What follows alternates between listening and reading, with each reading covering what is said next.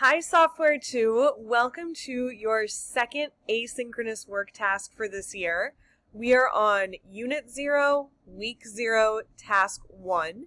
And for those of you who are wondering why the zeros, why didn't we start on Task 1 yesterday, computers always start counting at 0. So we are going to do that this year as well. You will see that reset in every single unit as we move forward. For today's task, you guys are going to be looking at things that you can do with what we are learning this year. This year, you guys are learning JavaScript, which is a web development programming language. It works alongside HTML and CSS, which you saw last year. And with JavaScript, we are going to be working with a library called p5. The p5 JavaScript library is used by artists, by students, by professional designers and developers to make super creative, interactive, and interesting web applications. There's a ton of stuff that can be done with p5, and I want you guys to be excited about this. So for today, you guys are going to be looking at the p5 Showcase website and using that to explore and find some examples to get you fired up for the year and get you curious about what we're going to be doing. So for those of you who are confused about this project, you're going to be clicking this link to open the p5 Showcase, and you'll be brought to a website that looks like this. If you have not picked up on it already, the p5 color is pink, specifically like this very bright magenta, so you're going to see that a lot this year. And within the p5 Showcase, you have options to just scroll straight down, or you can use the filters at the top. The filters at the top will allow you to sort projects by different categories. So if you know that you're like a very artsy person, you might click visual, and it'll give you a bunch of things that are like pretty to look at. If you are someone who really likes games, you might click on games. You can definitely play around with all of the other things, simulations, the camera one is awesome, tools are things that you'd be able to use. And when you find one you like, you're going to click on it to explore. So you'll see that for most of these, you have two options of what to click on. I am going to let's use fauna. So if I click on live, actually, let me click on code first.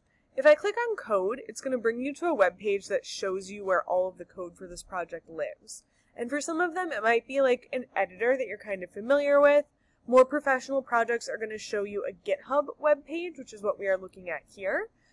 We are not using GitHub this year, but it is worth knowing about. And if you click around through here, it'll allow you to look into the project itself. I don't really expect you to understand what's happening in the code yet, so if you want to ignore this code button, feel free. If the code looks overwhelming, the place that you should then be clicking is this live link, and the live link is going to take you to a place where this thing is hosted and you can play the game. So this whole game is something that's built in p5, and if I click on it, I can interact and play with the game. I would encourage you to play through a few of these or to like mess around with whatever you pick. It might be a game, it might not be. And just see what you find. When you guys are in your actual assignment, you're going to be finding 3 projects. If this was a project that I was interested in, I would take this link and I would paste it in my project 1 space. And then I would be going through and answering all of these questions. So I found this in the games category. I would explain why I was interested in that. Fauna is about animals, so I would probably be talking about like it looked interesting, I like animals, like I just want to know what drew you to that. And then I want you guys to be really critical and try and pick this apart and think about if you wanted to make this project, what skills would you need to learn? So I see right away that it has like a text box. I need to learn how to have like a text box that I can type in there. I don't know why I'm typing grandma, but that's the word that's happening. I have like buttons that I can click. I need to be able to put text on a page. It looks like once I start playing, I have options to like move things around, and I have like boxes I can click on. There's also all this stuff that is just like colored on the screen. I need to know how to get all of these colored things and images displaying on the screen. I maybe need to know how to draw like a lot of colored images. I might have a timer over here that I need to know about. All of that is stuff that you would need to learn how to do.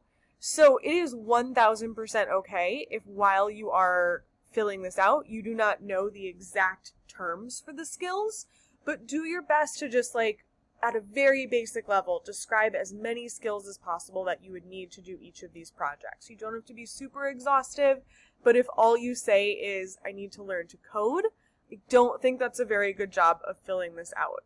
So think critically. There is no like wrong answer here outside of saying I need to learn to code. That is too vague.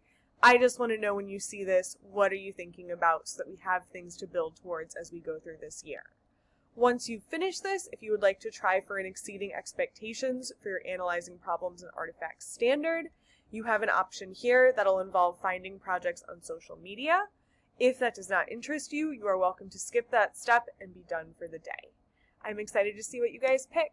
Talk to you later.